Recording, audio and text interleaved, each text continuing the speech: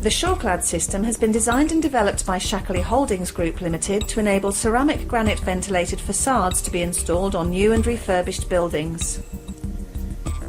This type of cladding provides excellent protection from the elements, delivers valuable thermal and acoustic insulation benefits, and offers architects and their clients an unrivaled range of aesthetic design options.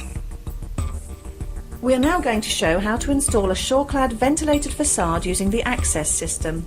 This type of facade can be installed onto brickwork, concrete blocks, slab walls, cold rolled studding and suitable composite panels. The first step in the installation is to create a plumb line at one end of the elevation. Using this vertical line as your guide, secure the first Shackerley helping hand bracket to the building, using appropriate anchor fixings to suit the background.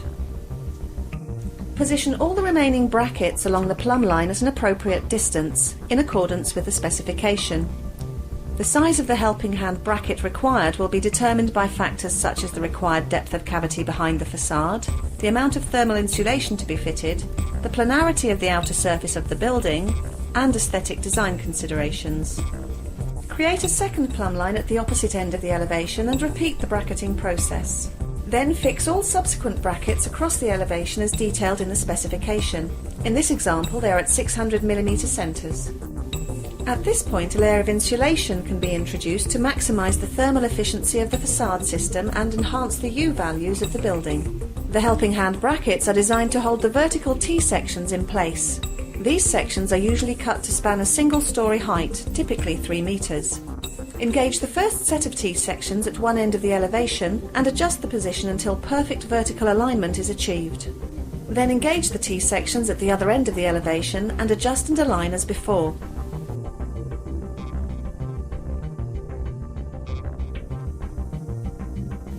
According to the specification, the brackets which hold each vertical T-section in place will be either floating, riveted using the flexible fixing points,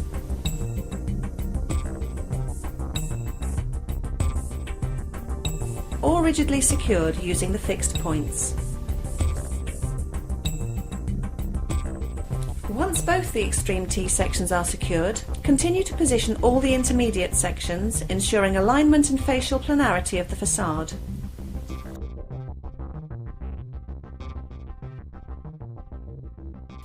When this stage is complete, the horizontal rails can be installed. In this installation, the Shackerley carrier system is being set out from the base of the elevation and the facade panels are being installed in the same way. Particular care should be taken when positioning the first horizontal rail and marking out the height of the next rail above. It is clearly desirable to conceal the bottom BX rail from view behind the ceramic granite, and in order to achieve this, the bottom course of facade panels can have a special detail. Mark a datum line across the elevation against which the first horizontal rail is to be positioned. Then fix the rail to the vertical T-section using rivets at the top and bottom of the intersections in accordance with the specification.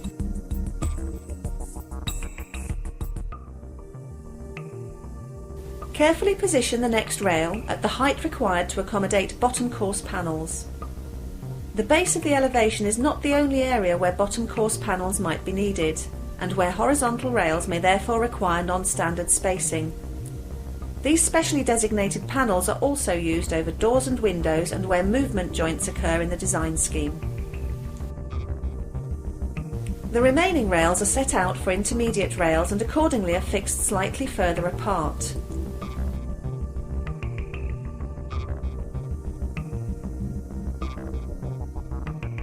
At the top of the elevation, and in other areas where the facade terminates, for instance below windows, ceramic granite panels are affixed to a top Z rail rather than a standard BX rail, the shallow profile of which can be neatly concealed by the ceramic granite. Once the horizontal rails are in position, the facade cladding can be installed. To help you fast-track your project and benefit from ISO 9001 quality-controlled prefabrication services, Shackerley supplies ceramic granite which has been pre-drilled and strapped off-site, ready for installation. To convert the ceramic granite slab into an installation-ready facade panel, undercut holes of a precise depth are made in the back using specially designed, computer-controlled drilling machines and drill heads. The hole dimensions are determined by the panel thickness and type of metal fixing being attached. A patented stainless steel undercut anchor system is used to securely attach specially designed straps to the back of each panel. Bolts of precise dimensions are then inserted through the strap and into the stainless steel anchor sleeve. Screwed down, the bolts expand the anchor sleeves to fit perfectly in the undercut holes, creating an invisible, safe, secure and stress-free mechanical fix.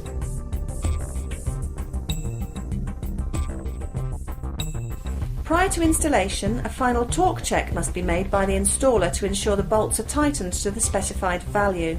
This is carried out using a standard calibrated torque wrench.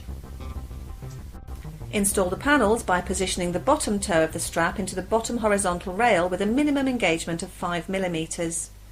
Then push the panel back against the wall.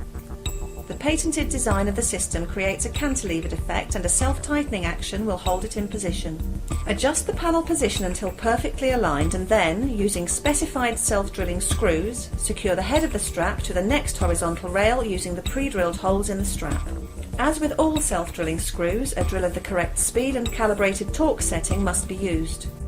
Facade panels will normally be installed in rows from the bottom of the elevation working upwards.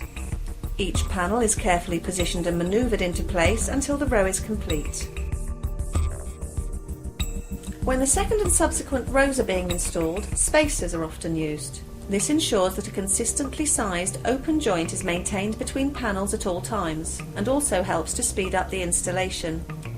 Spacers help the installer to manoeuvre each individual panel into position without bringing it into contact with the course below. Although we are showing a sequential installation, the beauty of the Shackerley access system is that individual panels can be installed in isolation without disturbing adjacent cladding, and gaps can be left in the facade if needed. This means that all types of scaffolding and access equipment can be used to install this type of facade, such as the mast climber shown in this high-rise installation.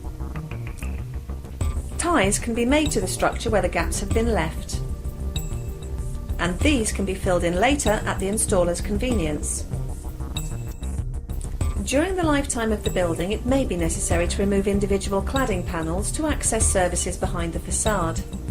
Any Shackerley access panel can be quickly and easily removed and replaced. Remove the fixings at the top of the panel, pull the top forward, dropping the height slightly and disengaging the straps from the upper horizontal rail. The panel can then be removed. It is replaced in exactly the same way as it was originally installed.